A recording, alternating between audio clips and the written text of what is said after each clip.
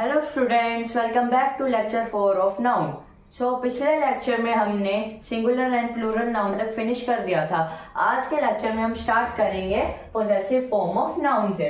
तो possessive noun क्या होते हैं? ऐसे नाउन जो बिलोंगिंगनेस को शो करते हैं या ओनरशिप को शो करते हैं, उन नाउन को हम कहते हैं पोजेसिव नाउन। अभी इनके एग्जांपल समझेंगे। सबसे पहले हम समझ लेते हैं पोजेशन का मीनिंग क्या होता है। हम यहाँ पे पोजेसिव वर्ड यूज कर रहे हैं, उसका मीनिंग क्या होता है। तो जो हमारा वर्ड होता है पोजेशन, उसका मीनिंग क्या होता है? Relationship between a thing and person. कोई भी थिंग और किसी पर्सन के बीच में कुछ रिलेशनशिप होना, उसको हम कहते हैं पोजेशन। अब एग्जांपल, अच्छा इसके लिए क्या यूज करते हैं पोजेसिव नाउन के लिए? पोजेसिव नाउन के लिए हम यूज करते हैं एपोस्ट्रोफी को। ये जो साइन होता है ना, अपवर्ड कोमा, इसे हम कहते हैं एपोस्ट्रोफी। तो हम पोजेशन को शो करने के लिए किसको यूज करते हैं? एपोस्ट्रोफी को यूज करते हैं। अच्छा एग्जांपल देखते हैं अब हम इसका। The students notes. अब हमने यहाँ पे क्या यूज करा, ध्यान से देखना स्टूडेंट्स। हमने यहाँ पे क्या यूज करा? एक एपोस्ट्रोफी यूज करी और एस का यूज करा। तो एपोस्ट्रोफी और एस यूज होते हैं हमारे को पोजेशन शो करने के लिए। स्टूडेंट के नोट्स थे, तो हमने यहाँ पे क्या यूज करा? स्टूडेंट में एपोस्ट्रोफी और एस यूज करा। इससे जो नोट्स थे वो क्या थे? हमारे ओनरशिप को शो कर रहे थे और बिलोंगिंगनेस को शो कर रहे थे। इसलिए हमने यहाँ पे क्या यूज करा? एपोस्ट्रोफी और एस। अब स्टूडेंट्स, इसके कुछ रूल्स होते हैं। जब भी हम पोजेसिव नाउन कर रहे होंगे, जब भी हम पोजेसिव नाउन को फॉलो कर रहे होंगे, तो हमारे को कुछ रूल्स होते हैं जिनको हमारे को फॉलो करना होता है। तो एक एक करके उनके रूल समझ लेते हैं। पहला रूल हमारा क्या होता है? In singular noun we add an apostrophe and S. मतलब सिंगुलर नाउन में हम क्या करेंगे? जब भी हमारे को पोजेशन शो करना होगा, हम एक एपोस्ट्रोफी का यूज करेंगे और एस का यूज करके हम किसको शो करेंगे? पोजेशन को शो करेंगे। कब? सिंगुलर नाउन में। एग्जाम्पल देखते हैं इसका। The dog food. अब ध्यान से सुनना, हमने यहाँ पे यूज करा एपोस्ट्रोफी का और एस का। अब डॉग हमारा सिंगुलर था, इसलिए हमने यहाँ पे क्या यूज करा था? एपोस्ट्रोफी और एस का यूज करा था हमारे को पोजेशन दिखाने के लिए। फूड और डॉग के बीच में रिलेशनशिप था, इसलिए उस रिलेशनशिप को शो करने के लिए, उस ओनरशिप को शो करने के लिए, बिलोंगिंगनेस को शो करने के लिए हमने क्या यूज करा? एपोस्ट्रोफी और एस को यूज करा। सेकंड रूल की तरफ चलते हैं अपने। सेकंड रूल क्या है? In plural noun that end with S. Plural noun that end with S, मतलब ऐसे प्लूरल नाउन जो एस पे एंड होते हैं, जो एस पे खत्म होते हैं, ऐसे प्लूरल नाउन हम उनमें क्या कर देते हैं? हम उनमें एस के पहले एपोस्ट्रोफी को लगा देते हैं। We add apostrophe before S. Example देखते हैं। The men's shot. अब मेंस में ऑलरेडी एस लगा हुआ है, तो हम इसमें क्या करेंगे? इसको पोजेशन शो करने के लिए हम इसमें एस से पहले एपोस्ट्रोफी को लगा देंगे। ध्यान से देखना स्टूडेंट्स, हमने एस से पहले एपोस्ट्रोफी को ऐड कर दिया, जिससे ये क्या शो कर रहा है? पोजेशन को शो कर रहा है। अपने थर्ड रूल की तरफ चलते हैं। In plural noun that do not end with S, so we add an apostrophe and S. मतलब जो प्लूरल नाउन जो एस पे एंड नहीं होते, ऐसे भी प्लूरल नाउन होते हैं जो एस पे एंड नहीं होते, तो उन प्लूरल नाउन में हम क्या करते हैं? ये सेम फर्स्ट रूल की तरह होगा। हम उन प्लूरल नाउन में एपोस्ट्रोफी और एस को ऐड कर देते हैं। जैसे अब यहाँ पे एग्जाम्पल था हमारा द चिल्ड्रन टॉयज। अब हमने यहाँ पे क्या करा? चिल्ड्रन क्या था हमारा? यहाँ पे प्लूरल नाउन तो था, लेकिन इसके एंड में एस नहीं था, तो हमने क्या कर दिया? यहाँ पे चिल्ड्रन के एंड में क्या करी? एपोस्ट्रोफी को यूज करा और एस को यूज करा, जिससे वो किस में चेंज हो गया? पोजेसिव नाउन में चेंज हो गया। यहाँ से हमने पोजेशन को शो कर दिया। इतना नोट डाउन कर लीजिए स्टूडेंट्स, आपने नोट डाउन कर लिया होगा। तो अब हम चलते हैं अपने नेक्स्ट नाउन की तरफ, जो है हमारा जेंडर। अच्छा, जेंडर क्या होता है? जेंडर हमारे को बताता है जो हमारा नाउन है वो मेल है या फीमेल है। जेंडर क्या बताता है हमारे को? जो भी हमारा नाउन है, जो भी हम नाउन के बारे में स्टडी कर रहे हैं, वो मेल है या फीमेल है। तो एग्जाम्पल देख लेते हैं। जैसे बॉय, बॉय किसको डिनोट करता है? मेल को। गर्ल, गर्ल किसको डिनोट करती है? फीमेल को। तो जेंडर से हम क्या जान सकते हैं? किसी भी नाउन के बारे में ये जान सकते हैं कि वो मेल है या फीमेल। अब कुछ टाइप्स जान लेते हैं हम जेंडर के।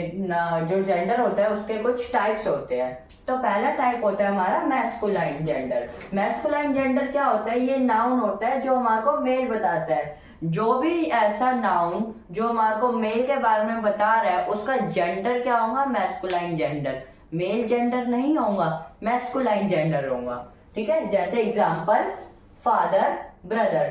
अब ये दोनों है मेल और इनका जेंडर क्या है? Masculine gender. नेक्स्ट टाइप की तरफ चलते हैं अपना फेमिनाइन जेंडर। फेमिनाइन जेंडर क्या बताता है? फीमेल नाउन को बताता है। अगर हमारा नाउन फीमेल है तो उसका जेंडर क्या है? Feminine gender. टाइप इसके एग्जांपल देख लेते हैं। एग्जांपल क्या हो गए फेमिनाइन जेंडर के? Mother, sister. मैस्कुलाइन के क्या थे? फादर और ब्रदर, ये मेल थे तो ये मैस्कुलाइन जेंडर को बता रहे थे। और जो फीमेल होते हैं वो कौन से जेंडर को बताते हैं? फेमिनाइन जेंडर को। तो यहाँ पे कौन हो गया हमारे? मदर और सिस्टर। समझ आया स्टूडेंट्स? अगर स्टूडेंट्स आपको कोई भी डाउट हो तो आप नीचे कमेंट सेक्शन में पूछ सकते हो। नेक्स्ट जेंडर की तरफ चलते हैं जो है हमारा कॉमन जेंडर। कॉमन जेंडर क्या बताता है? कॉमन जेंडर हमारे को मेल भी बताता है और फीमेल भी। मतलब कोई ऐसा नाउन जो आइडेंटिफाई ना कर सके कि वो मेल है या फीमेल, वो दोनों हो सकता है। मेल भी हो सकता है और फीमेल भी हो सकता है। जिस केस में हमारा नाउन मेल भी हो सकता है और फीमेल भी हो सकता है वो हमारा कौन सा जेंडर होता है? Common gender. एग्जाम्पल देखते हैं। डॉक्टर। अब डॉक्टर तो कोई भी हो सकता है ना। डॉक्टर मेल भी हो सकता है और डॉक्टर फीमेल भी हो सकता है, इसलिए इसका जेंडर क्या होता है? Common gender. मतलब मेल भी और फीमेल भी। इसलिए noun which denote both male and female are called common gender. समझ आया स्टूडेंट? पेरेंट। पेरेंट भी कोई भी हो सकता है। पेरेंट में मदर भी हो सकता है, फादर भी हो सकता है। दोनों होते हैं ना पेरेंट, मदर भी और फादर भी। तो ये होता है हमारा कॉमन जेंडर। अपने नेक्स्ट जेंडर की तरफ चलते हैं जो है हमारा न्यूट्रल जेंडर। अच्छा स्टूडेंट्स, कॉमन जेंडर क्या बताता था? मेल को भी बताता था और फीमेल को भी। मतलब हम आइडेंटिफाई नहीं कर सकते थे, दोनों में से कोई भी हो सकता है, मेल भी और फीमेल भी। अब जो न्यूट्रल जेंडर है वो इसका अपोजिट है। कैसे? ना ही ये मेल को बताता है और ना ही ये फीमेल को बताता है। मतलब ऐसा जेंडर जो ना ही मेल को बताए और ना ही फीमेल को बताए, उस जेंडर को हम क्या कहते हैं? Neutral gender. समझ आया स्टूडेंट्स? जैसे टेबल है। टेबल क्या होता है हमारा? ना ही मेल होता ना ही फीमेल होता। मोस्टली इसलिए जो जेंडर होता है ना ये ऑब्जेक्ट्स के लिए यूज होता है। ऐसा नाउन जो हमारे ऑब्जेक्टिव फॉर्म में है उसके लिए ये जेंडर यूज होता है, न्यूट्रल जेंडर। चेयर। चेयर ना ही मेल होती ना ही फीमेल होती ना, नॉन लिविंग होती है ना। नॉन लिविंग के लिए न्यूट्रल जेंडर यूज होता है। ऐसे ही बुक। बुक भी हमारी ना ही मेल होती ना ही फीमेल होती। तो ऐसे वर्ड जो नॉन लिविंग होते हैं, ऐसे नाउन जो हमारे नॉन लिविंग होते हैं, उनका जेंडर क्या होता है? Neutral gender. समझ आया स्टूडेंट्स? अब कुछ इसके एग्जाम्पल्स देख लेते हैं कि हम जेंडर को चेंज कैसे करें। अब हीरोइन, हीरो है, हीरो को हम चेंज करना है अगर उसका जेंडर, हीरो का जेंडर क्या है? Masculine gender. अब उसका हमारे को फेमिनाइन जेंडर में चेंज करना है तो कैसे चेंज करेंगे? क्या हो जाएगा हीरो का? हीरोइन। समझ आया स्टूडेंट्स? प्रिंस का क्या हो जाएगा? प्रिंसेस। ठीक है। होस्ट का क्या हो जाएगा? होस्टेस। समझ आया स्टूडेंट्स? नेक्स्ट चलते हैं। बुल का क्या होगा? बुल का हो जाएगा काउ।